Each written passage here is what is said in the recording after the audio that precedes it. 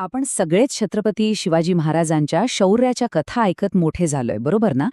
पण त्यांच्या विजयाचं जे चित्र उभं केलं जातं ते खरंच तसं होतं का? आज आपण जरा खोलात शिरणार आहोत.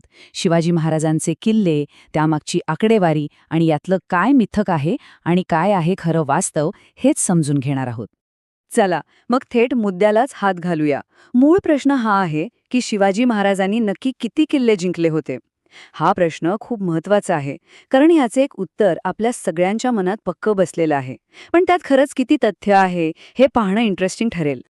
आणि इथेच या सगळ्या चर्चेची खरी गंमत आहे. बघा, एकीकडे आहे लोकप्रिय आकडा, जो सांगतो की महाराजांनी तब्बल 370 पेक्षा जास्त किल्ले जिंकले. पण दुसरीकडे जेव्हा आपण ऐतिहासिक पुरावे तपासतो तेव्हा हा आकडा साधारणपणे 240 ते 280च्या आसपास येतो. आता एवढा मोठा फरक का? आणि यामागचं सत्य काय? चला शोधूया. ठीक आहे, तर आधी आपण ऐतिहासिक वास्तवाकडे वळूया.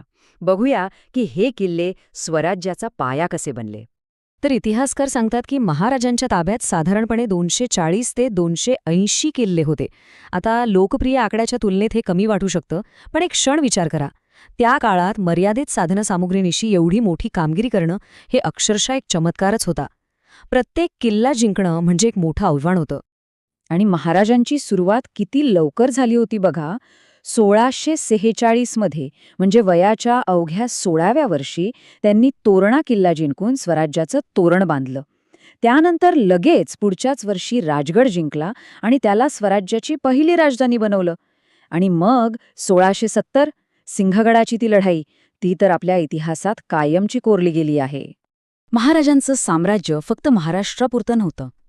रायगड, स्वराज्याची अभेद्य राजधानी, प्रतापगड, जिथे शौर्याची गाथा लिहिली गेली, सिंधुदुर्ग, समुद्रावर हुकूमत गाजवणारं आरमार केंद्र, आणि इतकंच नाही तर थेट दक्षिणेतल्या जिंजीपर्यंत महाराजांचं वर्चस्व होतं. खरं तर हे किल्ले म्हणजे स्वराज्याचे भक्कम आधारस्तंभ होते. बरं, पण हे किल्ले जिंकले कसे? कारण इथे केवळ संख्या महत्वाची नाहीये, त्याहून जास्त महत्वाचं आहे त्यामागचं धोरण, ती रणनीती. आणि इथेच महाराजांच्या त्या अद्वितीय युद्धनीतीचा म्हणजेच गनिमी काव्याचा जन्म होतो. जसं किल्ल्यांच्या बाबतीत आहे तसंच युद्धांच्या आकड्यांबद्दलही आहे. एक दावा असा आहे की महाराजांनी 127 युद्ध केली आणि एकही हरले नाहीत. एकही लढाई न हरलेला राजा, ही ओळख खूप लोकप्रिय आहे. पण ऐतिहासिक सत्य असं आहे की त्यांनी 70 ते 100 पेक्षा जास्त लहान मोठे संघर्ष केले. यात त्यांना अभूतपूर्व यश मिळालं, पण काही वेळा रणनीतीचा भाग म्हणून 2 पावलं मागेही यावं लागलं. मग महाराजांच्या यशाचं सर्वात मोठं रहस्य काय होतं? ते होतं गनिमी कावा. आता हे काय होतं नेमकं? ही फक्त एक लढण्याची पद्धत नव्हती, तर तो एक विचार होता. आपल्या सह्याद्रीच्या दऱ्याखोऱ्यांचा पुरेपूर फायदा घ्यायचा, शत्रूवर अचानक विजेच्या वेगाने तुटून पडायचं आणि तो सावध होण्याच्या आतच तिथून नाहीसं व्हायचं. याच तंत्राने मोठमोठ्या फौजांना त्यांनी धूळ चारली. पण महाराजांचा प्रवास हा केवळ विजयांचा नव्हता. त्यांच्या आयुष्यात एक असा क्षण आला जो स्वराज्यासाठी एक खूप मोठं आव्हान होता, एक जबरदस्त धक्का होता. आणि तो क्षण होता पुरंदरचा तह. या एका तहामुळे महाराजांना आपले तब्बल 23 किल्ले, 23 किल्ले मुघलांच्या ताब्यात द्यावे लागले. विचार करा, रक्ताचं पाणी करून जीवावर उदार होऊन जिंकलेले किल्ले शत्रूला देणं किती वेदनादायी असेल हे. स्वराज्यासाठी हा एक प्रचंड मोठा धक्का होता. पण महाराज इथेच थांबणाऱ्यांपैकी नव्हते.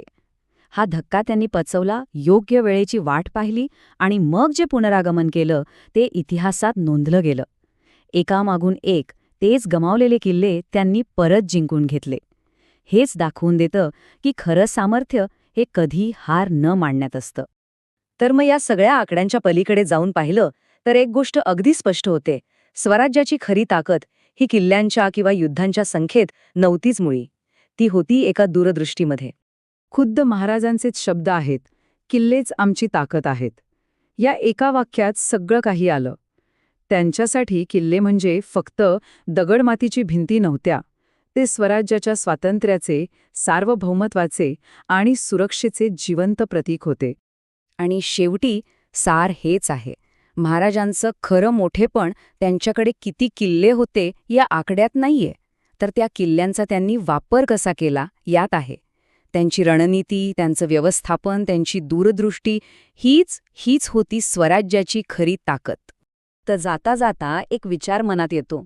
आकड्यांच्या पलीकडे जाऊन पाहिलं तर कोणत्याही गोष्टीची, मग तो किल्ला असो किंवा आजच्या काळातली एखादी संस्था असो, तिची खरी ताकद नक्की कशात असते? हा विचार करण्यासारखा प्रश्न आहे, नाही का?